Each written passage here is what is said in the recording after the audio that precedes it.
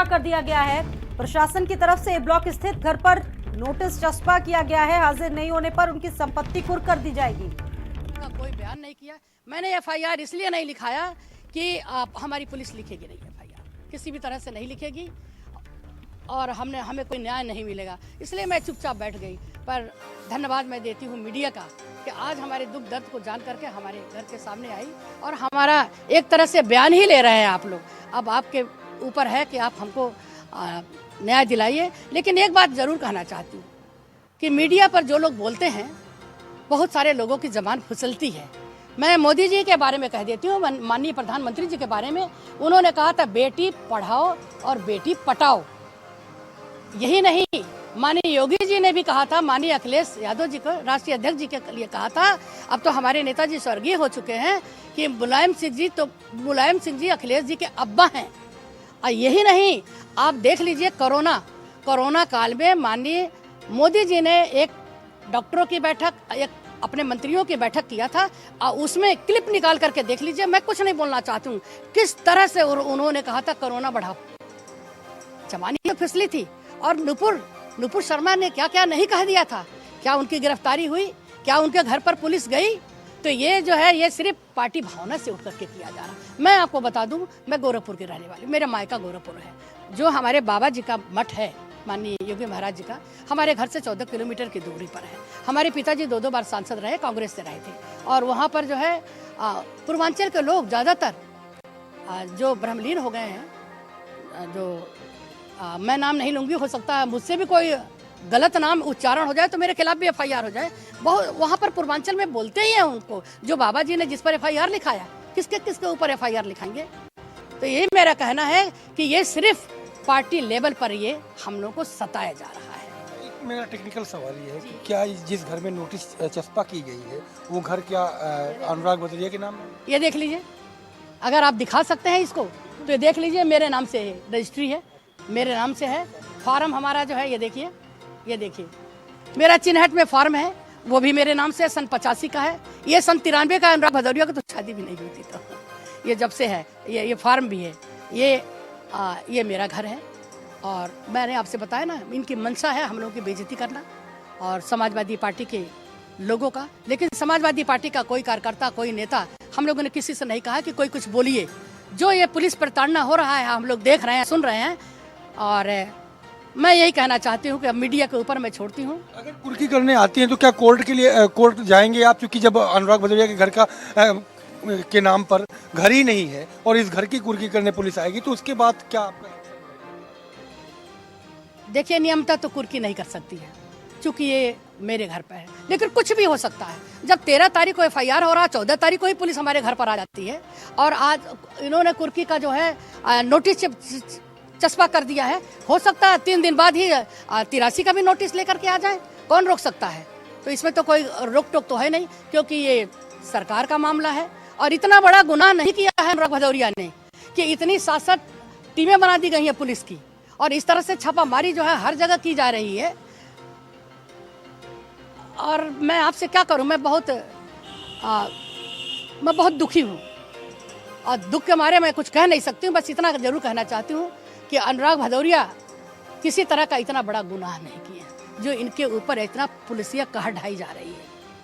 शुक्रिया हमसे बात करने के लिए। तो आपने देखा कि पूर्व सांसद थी जो अनुराग भदौरिया की सास भी है, उन्होंने साफ तौर पे कहा है कि ये पुलिसिया कहर है और इतना बड़ा अपराध नहीं था। लेकिन नियमता इस घर की कुर्की नहीं की जा सकती क्योंकि ये घर अनुराग भदौरिया के नाम नहीं बल्कि उनकी सास के नाम है।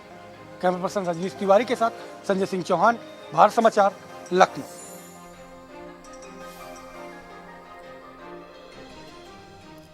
और देखिए, जिस तरीके से मुश्किलें बढ़ रही है, उसके बाद उनकी आप सास को भी सुन रहे थे, अनुराग भदौरिया की सास को सुन रहे थे और पूर्व सांसद भी वो रह चुकी है। और ऐसे में उनका कहना है कि जिस घर पर ये कुर्की का नोटिस चस्पा किया गया है, वो घर तो अनुराग भदौरिया के नाम पर है ही नहीं। और संजय हमारे साथ मौजूद हैं, इस पर और ज्यादा जानकारी देंगे। संजय, आपकी बातचीत को मैं सुन रही थी, अभी बहुत सारी चीजों का उन्होंने जिक्र किया, और क्या बातचीत हुई संजय पर्दे के पीछे?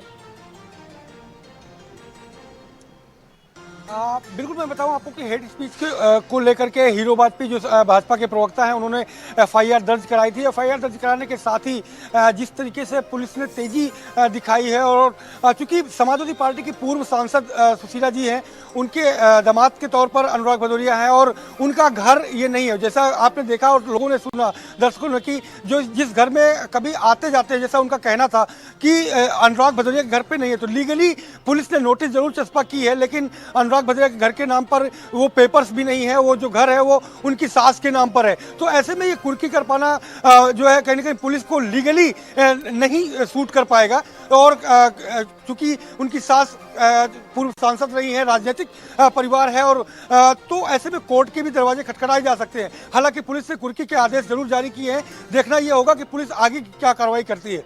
बिल्कुल, उनकी जो बात थी, उनके जो आरोप थे, उनका ये कहना था कि ये राजनीतिक मामला है और किसी तरीके से जो राजनीतिक आरोप है, राजनीतिक दबाव उन पर लगाया जा रहा है। इससे पहले नुपुर का भी एग्जाम्पल दिया। उन्होंने कहा कि विवादित बयान किसने नहीं दिए हैं, उनके खिलाफ तो इस तरह की कोई कार्रवाई नहीं हुई।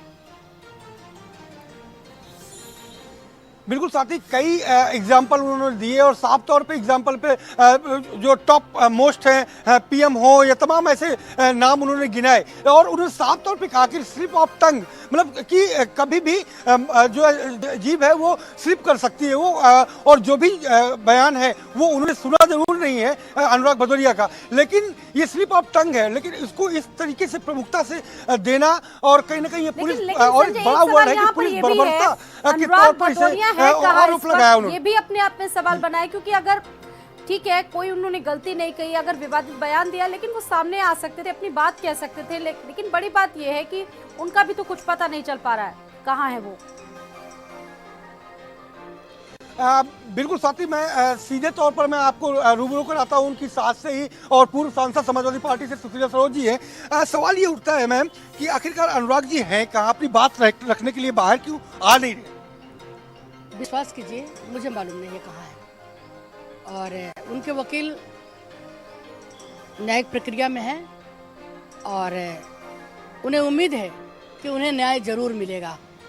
और जिस तरह से बहुत सारे लोगों का जबान फिसल गई थी, चाहे वो नुपुर हों, चाहे अमिश देवगन हों, चाहे माननीय प्रधानमंत्री जी हों, चाहे योगी महाराज जी हों, अगर आप कहें तो कब कब इनकी जबान फिसली है, क्या क्या इन्होंने कहा है, मैं बता। सवाल ये उठता है कि अगर नोटिस चस्पा हुआ था तो क्या आप कोर्ट जाएंगे इस पूरे मुद्दे को लेकर के? मेरा सवाल ये है कि मेरे घर पर जब नोटिस दिया गया है तो मुझे इतला क्यों नहीं किया गया, छानबीन क्यों नहीं की गई कि अनुराग भदौरिया का ये मकान है कि नहीं है। सबसे पहले तो गलत यही है, और आप ये देख लीजिए। तो स्वाति, आप देखिए कि जो पेपर है घर के, वो सीधे तौर पर उनकी जो सास है सुशीला जी, वो दिखा रही हैं कि 1983 में, तब तो शादी भी नहीं, 93 तब तो शादी भी नहीं हुई थी अनुराग जी की, और वो पेपर्स हैं ये इस आवास के, जिस आवास से मैं लाइव दे रहा हूँ और अपने दर्शकों को बता रहा हूँ, उस घर के ये पेपर्स हैं। और सारे ये इनके फार्म का और ये आवास का, ये 85 और 93 के ये पेपर्स हैं, जिस पेपर्स में अनुराग भदौरिया का कहीं दूर दूर तक नाम नहीं है। तो ऐसे में इस घर की कुर्की करना टेक्निकल तौर पे कहीं ना कहीं पुलिस के लिए मुश्किलें खड़ी होंगी। और पुलिस हमारे साथ मौजूद है। और आपका बहुत शुक्रिया जानकारी देने के लिए। और प्रयागराज से अगली खबर है, युवक की धारदार हथियार से निर्मम हत्या कर दी गई। युवक की हत्या